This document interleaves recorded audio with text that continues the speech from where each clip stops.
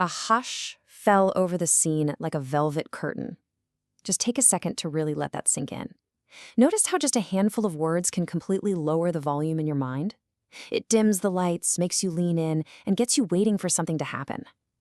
That right there is the absolute magic of brilliant scene setting.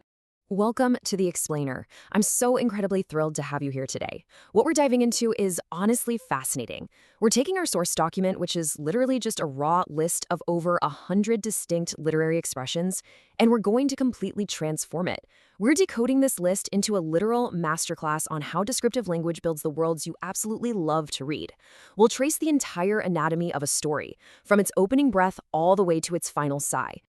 Okay, let's dive right into this. Here is our roadmap for today. First, setting the vivid scene. Next, portraying deep human emotion. Then we'll hit conflict, fate, and truth, followed by the weight of memory, and finally, when the story ends. So, part 1, setting the vivid scene, or building the foundation of a narrative. Before a character ever even speaks a single line of dialogue, a story has to ground us in a specific atmosphere, right? The environment sets the terms of the world. Just look at how these expressions stack to build real momentum. Step 1, the golden sun bathed everything in warmth. It's visual, it's tactile, it's just this comforting light.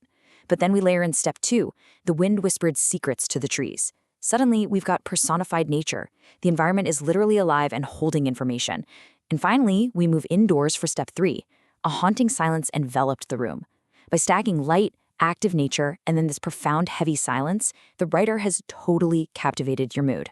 This brilliantly illustrates how writers use the personification of nature and lighting to do the heavy lifting of scene setting. Think about it. Shadows danced, light filtered like shattered glass. The village slumbered. Did you notice that there are literally no human beings doing anything in these sentences? The shadows, the light, the village itself, they are the active participants here. The environment is doing all the acting, and that immerses you completely into the setting way before the actual plot even kicks off. Moving right along to part 2, portraying deep human emotion. Let's look at the inner lives of characters. Okay, so once the stage is set, we've got to populate it. The language has to shift from the external environment straight into internal feeling. Check out these two elemental similes. On one side, we have joy bubbled within her like a spring. On the other, anger surged through him like a tidal wave. Writers actually rely on water imagery a ton to convey emotion, mostly because water is just inherently uncontrollable. But look at the scale here. Happiness is a localized, life-giving spring, whereas devastating rage is a massive, totally destructive tidal wave. The choice of the water source completely dictates the intensity of the human experience. Now, let's pause for a second and look at this incredibly powerful metaphor. His face was a map of suffering. I really want you to visualize the profound physical toll of grief on a character when you read a line like that. It's not just telling us he's sad. It's saying his pain has literally carved topography right into his skin.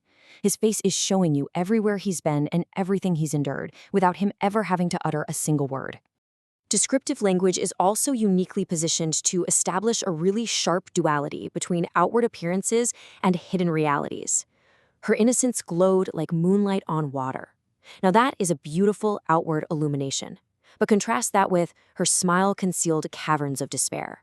That is deep, hidden internal pain. A smile is supposed to be happy, right? But here, it's just a lid covering a dark, hollow cavern. This kind of contrast is exactly how authors build those complex, three-dimensional characters we care so much about. Let's jump to part 3, conflict, fate, and truth. It's time for the escalation of the plot. Because characters can't just feel things in a vacuum, right? They have to act, and they have to clash. When the plot accelerates, the vocabulary gets violent and super high pressure. The storm raged like a wounded beast. He stormed out, thunder in his steps. The silence broke like a dam under pressure. These definitely aren't gentle metaphors, are they? They're explosive. The writer is simulating the exact visceral moment that a conflict reaches its absolute tipping point and detonates. The pressure just becomes too much and the dam breaks. Let's see how this builds when we talk about abstract concepts. The source text leans super heavily on this recurring motif of sharp, dual-natured weapons. Love, both a balm and a blade. Truth, a double-edged sword. Why do they do this? Well, because in the climax of a story, love and truth aren't just comfortable little ideals anymore. They're dangerous. They are the very things that can cut a character down or set them free, completely depending on which way the blade swings. And that brings us to the ultimate clash. He stood tall, defiant against fate. This right here is the pinnacle of the character's arc. Earlier in our source material, we saw references to the cruel hands of fate. But here, the character isn't running anymore. They are firmly standing their ground. It's the triumphant, undeniable peak of the story's action. Part 4, the weight of memory and the aftermath of action. Because what goes up must come down. The dust is settled, and the characters are left to look back at what they've done. Interestingly, in these literary expressions, memory is almost never light or freeing. It's consistently framed as this heavy, inescapable burden. We get echoes of forgotten dreams. We get the prison of memory. We get a voice cracking under the weight of memory. The author is telling us loud and clear that actions have consequences, and those consequences become a very real physical weight that the character has to carry forward. Now, what's really interesting about this is how time itself acts as the ultimate equalizer, the river of time eroding all. Time is used to enforce consequence and purposefully slow the narrative down. You can't fight a river, right? It just steadily wears away absolutely everything. The anger, the conflict, the triumph.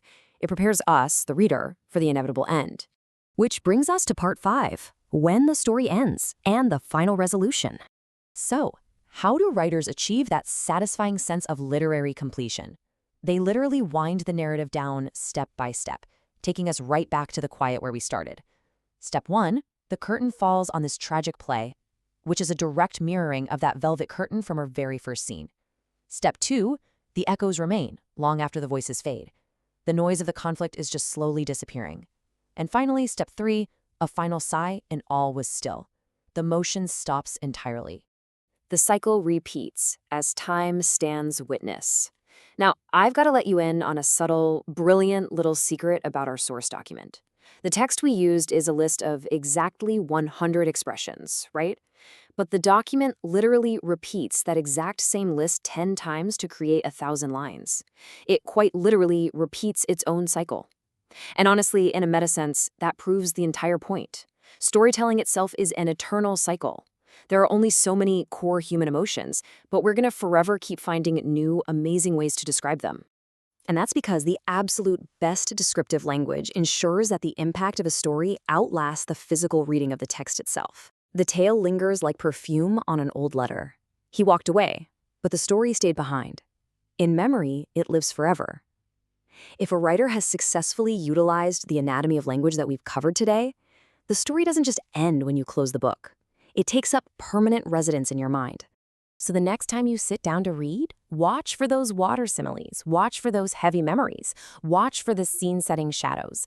The tools to evoke vivid imagery are right there on the page, waiting to be recognized and utilized.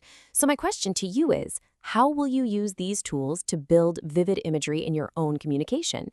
And how will knowing this completely change how you read your favorite books? Once you truly understand the anatomy behind the words, you unlock an entirely new level of appreciation for the craft. As our source beautifully puts it, and thus the soul of the story revealed itself. Thank you so much for joining me for this explainer. Keep reading, keep exploring, and I'll see you next time.